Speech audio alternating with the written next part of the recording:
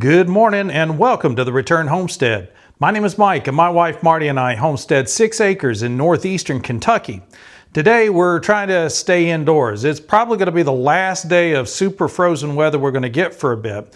It's been well below freezing for over 2 weeks now, and there's been nothing but snow and ice on the ground during the last 2 weeks. We did check out Ryan Hall yesterday. He did report that we've got some warm weather coming. We're looking forward to that. Hopefully some of this snow and ice will melt off and we can get back out to the garden. But in the meantime, we're still gardening. We're doing exactly what we did last year. That's what all of this yellow string hanging from the ceiling has to do with. And I'm going to show you what that's all about and explain it to you here in just a minute.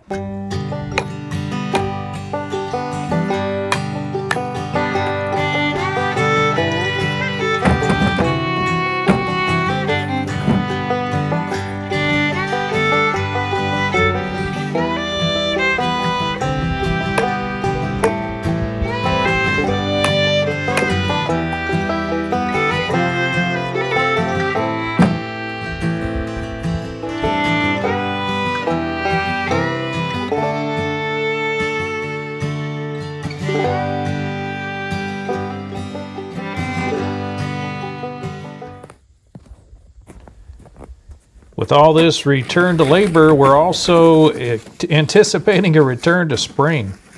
We've had enough of this snow and ice. This has been a daily routine to drag wood into the house to be able to keep everything warm.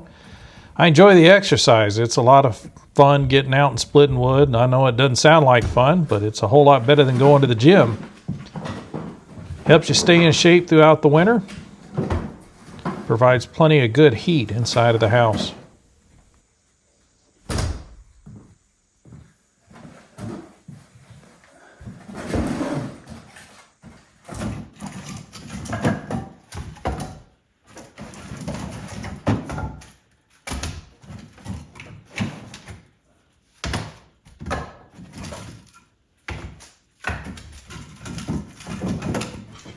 So we're able to keep things about 70 degrees here inside the house, even when it's down to 0 or below outside. It's been really nice inside, but we are anticipating a return to spring. We're looking forward to that good weather coming. We've been paying attention to all of the reporting, trying to anticipate when this is all going to happen, and we're really looking forward to seeing that happen in the next couple of days, actually. Should see the temperatures start to come up some and hold up there long enough to maybe melt off some of this snow. We'll see a return of spring at that point.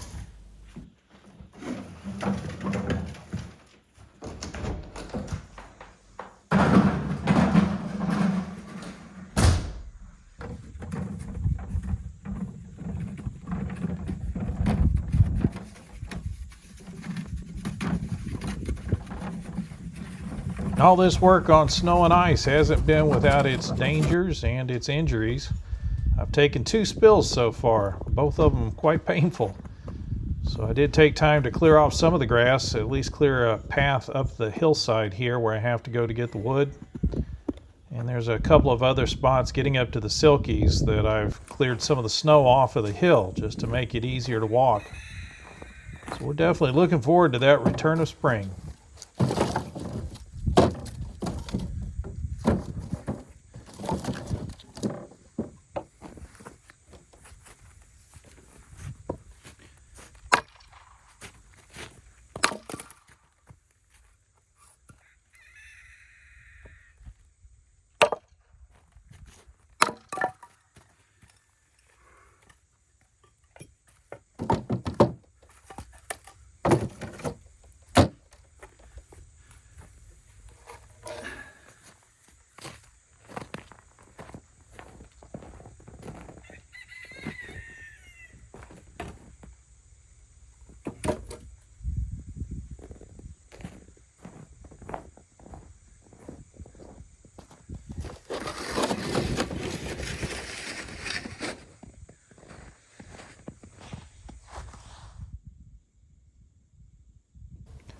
In anticipation of that return to spring, I went out to the barn, dug out all the boxes where Marty had packed away all of her seed starting gear.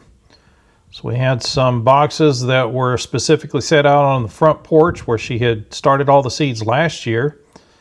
And those are now out in the barn, or have been, and it's time to get them back up to the house where we can work with them. We don't have a porch to work from right now. It's all covered in snow and ice. So we're going to be working up in the loft. Marty's going to figure out how to get the seeds started inside. Won't be the first time we've done that. We've done that a couple of times in the past. And hopefully we'll have a good beginning to the season with still lots of snow and ice on the ground here. I had to be a little bit creative getting all of the boxes back up to the house. I could have used the truck. It probably would have been more trouble than it was worth. It was easy enough just to grab a sled, take advantage of the snow that's on the ground. We had a good fresh fall the night before. And it is beautiful out here. Despite all of the cold, I still like to take time to appreciate where we're at and to really see what's going on around us. That's another thing we're anticipating, is a return to people seeing what's really going on around them. Sometimes you just got to take a moment to pause and really look around and really see things. See them for what they are, not for what we want them to be or what we anticipate them to be. Certainly don't see them for what other people tell us they are, but see them truly for ourselves and know what they are, or at least have some idea of whether or not they're normal.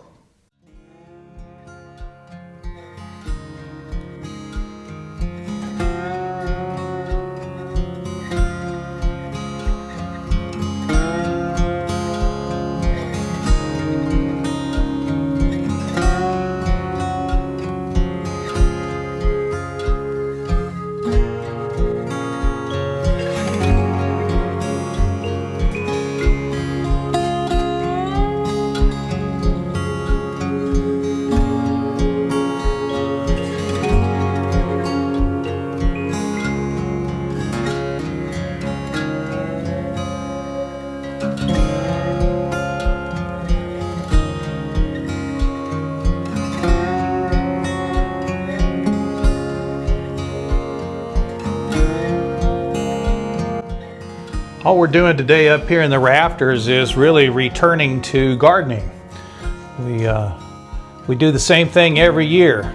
We set up to get ready for the garden many months ahead of the garden actually going in. We haven't tilled the first bed yet. I haven't even finished building the fence yet. But we want to go ahead and get some plants started. And we typically do that indoors. We have a handful of grow lights that we want to set up. If y'all go back and look, last year we built a significant table that we could set up in the living room that managed the grow lights and the plants for us. And this year we got a lot of overhead space, and we didn't bring that table with us when we moved. Rather than building a new table, which would have taken a considerable amount of time and been very difficult to do with as cold as it's been, we decided to look at paracord and just hang the lights from the wood that was already up here. This is actually working out pretty good. Just putting a slip knot in the top of an 8-foot long piece of paracord, and then the other end we'll tie a simple hitch into, and something that's adjustable and allows us to be able to move the lights up and down, so we can put them down right on the plants when they first get started, and then as they grow we'll be able to raise the lights up just by sliding the knot up the paracord. That's what all of these lights already are. We've already got lights hanging from these. Let me show you what that looks like. So on either side of the light, we just have a line here that has a slip knot in it, and the knot can be moved up and down the line easily. That allows us to raise and lower the lights on each end. So we can drop these down right above a table, and then we'll be able to put the plants on the table and they'll get plenty of light. We've only got 6 of these grow lights. It's really not enough to do this efficiently for a large amount of plants. We're being very selective this year. We know what we're going to eat. We know what will store well in the pantry. So we're going to make sure we get those plants going, the things that are going to be important to us.